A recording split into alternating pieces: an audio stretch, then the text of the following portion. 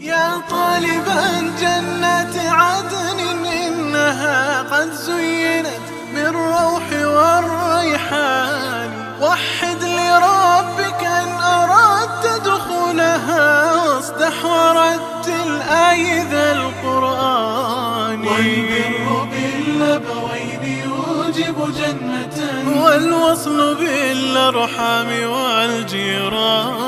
أما الصلاة فهي نهر دائم يقضي على الآثام والأدران.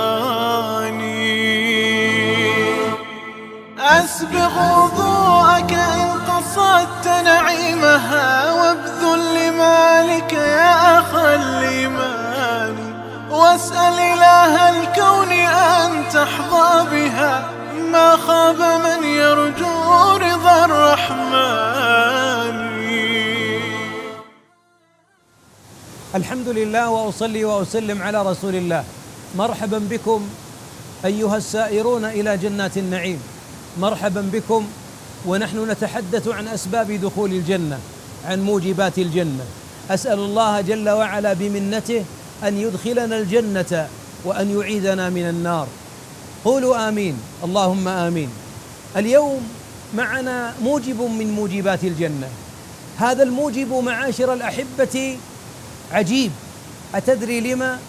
لأن الإنسان في بدنه حبيبة له. ما هي الحبيبة؟ ليست زوجته ولا أمه، إنما هي من أغلى ما يملك. إنه ينظر بها إلى ملكوت السماء والأرض، ينظر بها جمال الكون. إنها العين.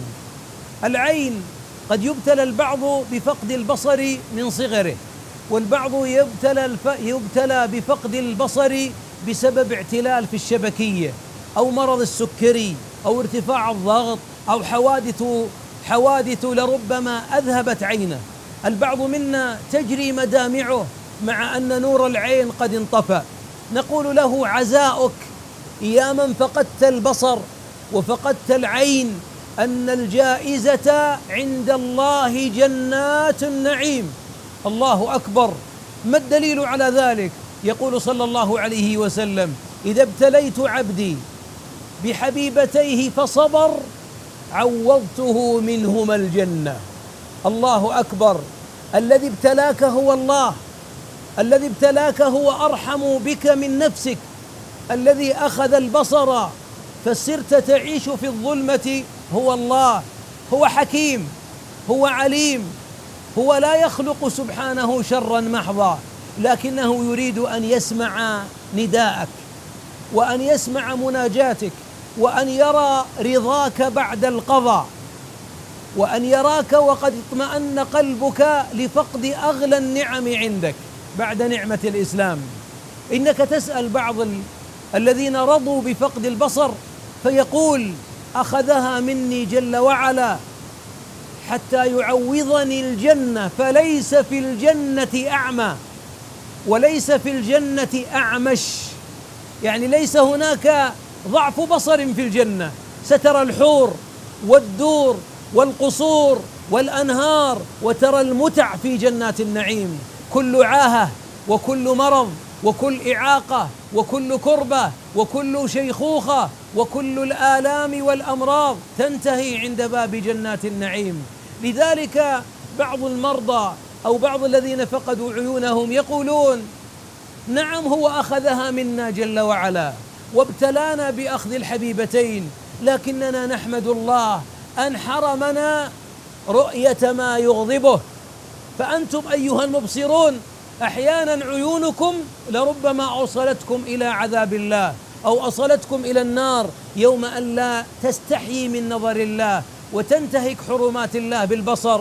البعض من العميان من المكفوفين يقول: أنا من الله علي أني أحفظ كتاب الله.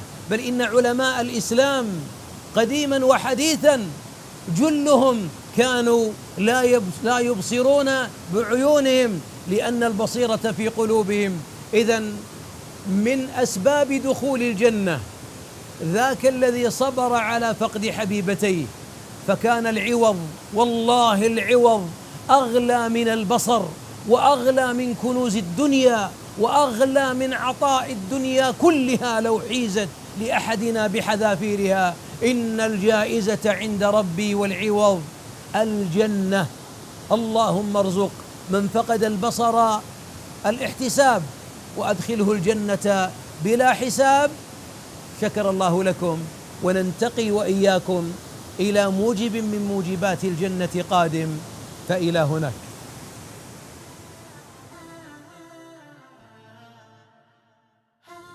مرحبا بكم من جديد أيها المشمرون إلى جنات النعيم. إذا قيل للعبد وقد ابتلي في بدنه أو بفقد ولده أو بمرض في بدنه استحال على الأطباء علاجه، هل يفقد الأمل أم أن يتعلق برب العالمين ذي المنة جل وعلا؟ لو قيل لأي مريض اصبر على الداء فإن الداء يوصلك إلى الجنة، والله إن الآلام تنزاح عن صدره وتندك، لأن ذكر الجنة متعة، لأنها مستراح أهل الإيمان، وعلى أبوابها نودع الأحزان. تأمل في موجب من موجبات الجنة. من أسباب دخول الجنة الصبر على الداء، الصبر على المرض، الصبر على الأمراض المستعصية التي حار الأطباء أن يجدوا علاجا لها. تأمل عطاء بن أبي رباح عليه رحمة الله، يقول له شيخه وهو ابن عباس رضي الله عنهما، يقول له ابن عباس: أتريد أن أريك امرأة من أهل الجنة؟ طبعا تشتاق النفوس، أي امرأة هذه التي تسير في المدينة على أقدامها وقد ضمنت الجنة؟ قال: بلى. قال: انظر إلى هذه المرأة السوداء، إنها ضعيفة البنية منهكة البدن، إن مرضها الصرع، والصرع من الأمراض التي تكون مزمنة في الإنسان، فإذا صرع فقد الوعي وتلمظ وسقط وتكشف، ثم يحيط الناس به، والبعض يقول مجنون، والبعض يقول مصروع، والبعض يتأفف منه ولا يزوج. كانت رضي الله عنها تصرع، فأتت إلى الحبيب صلى الله عليه وسلم، قالت: يا رسول الله إني أصرع، ادعو الله لي. والحبيب صلى الله عليه وسلم قادر أن يدعو فيأذن الله لها بالشفاء، ما أنزل الله من داء إلا أنزل له دواء. قال الحبيب صلى الله عليه وسلم يخيرها: واسمعي أيتها المؤمنة وأنت أيها المؤمن، مفاضلة بين أن يبقى المرض في بدنها وبين أن تصبر على المرض ويكون لها الجنة، الجنة بنعيمها وقصورها. الله أكبر. قالت: بل. قال: أدعو لك أم تصبرين ولك الجنة؟ تدعو لها أن تشفى يا رسول الله أو الجنة؟ قالت: بل أصبر، بل أصبر، وقولوا بل نصبر. ووالله إن الملتقى هناك في جنات النعيم للصابرين يوم أن يوفى الصابرون أجرهم بغير حساب. لكن هذه المؤمنة قالت لرسول الله عليه الصلاة والسلام: يا رسول الله، إذن لا أريد المرض أن يخرج من بدني لأن الجائزة الجنة، إني أتكشف.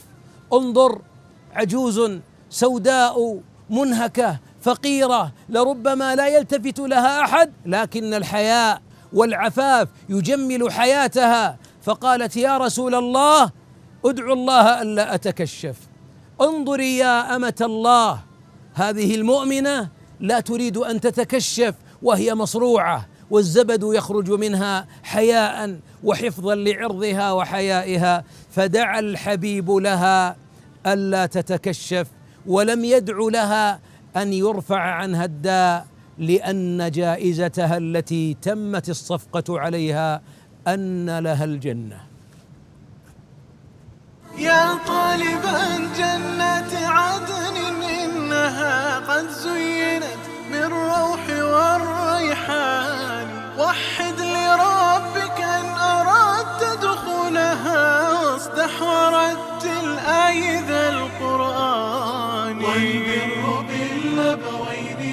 توجب جنة، والوصل بالأرحام والجيران. أما الصلاة فهي نهر دائم يقضي على الآثام والأدران.